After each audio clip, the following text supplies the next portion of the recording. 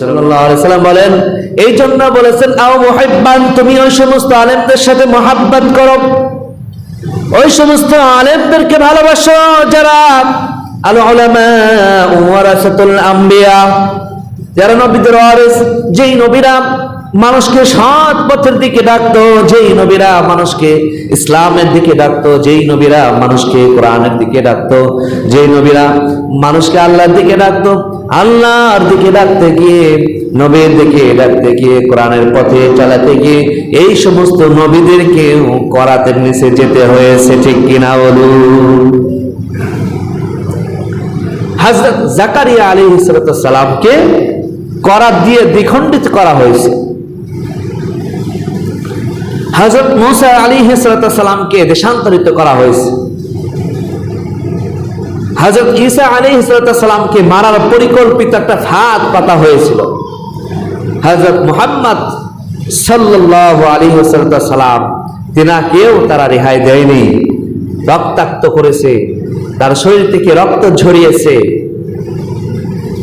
শুধু তাই ক্ষান্ত হয়নি, অনেকবার মারার জন্য চিন্তা ভাবনা করেছে। শেষ পর্যন্ত যখন পারেন না, আল্লাহ তাআলা হুকুম দিলেন যে বন্ধু, তুমি এত অত্যাচারের মধ্যে আর কত সইবে, তুমি একটু আরামের জন্য এই দেশ ত্যাগ করে একটু সফর করে আসো, আমি তোমাকে তোমার ক্ষমতা পাওয়ায় দিচ্ছি। সুবহানাল্লাহ।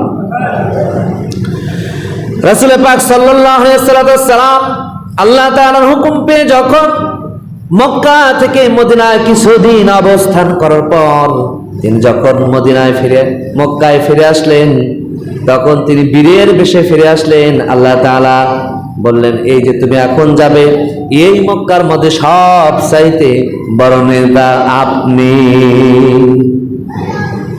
নেতাকে রাসূল পাক সাল্লাল্লাহু আলাইহি সাল্লামকে নেতা বানিয়ে মক্কার মধ্যে ফেরত পাঠাইছেন। তাহলে দুঃখের পর সুখ আসে, এই কথাটা সত্য, ঠিক কিনা বলো? দুঃখের পর কি আসে? সুখ আসে। এই জন্য প্রিয় ভাইরা আমার, এই দুনিয়াতে মুমিন বান্দাদের জন্য কষ্ট করতে হবে।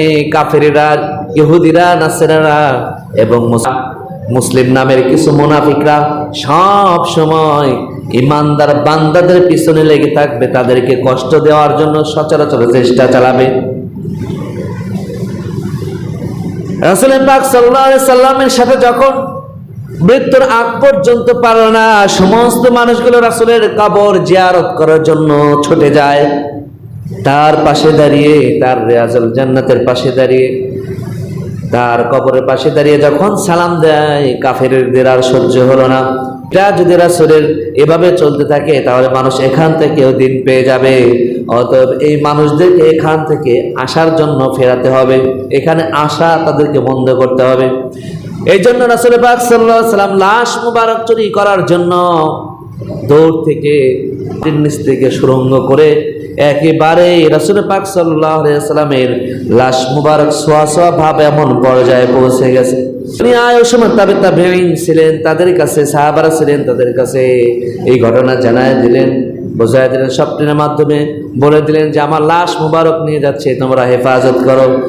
রাসূল পাক সাল্লাল্লাহু আলাইহি সাল্লামের লাশ মুবারক আবার প্রাচীর দিয়ে সুন্দর করে আবার রেখে দেওয়া হয়েছে, যাতে করে কোনো কাফেররা, কোনো মুশরিকেরা রাসূল পাক সাল্লাল্লাহু আলাইহি সাল্লামের এই লাশ মুবারক নিয়ে যেন ষড়যন্ত্র করতে না পারে।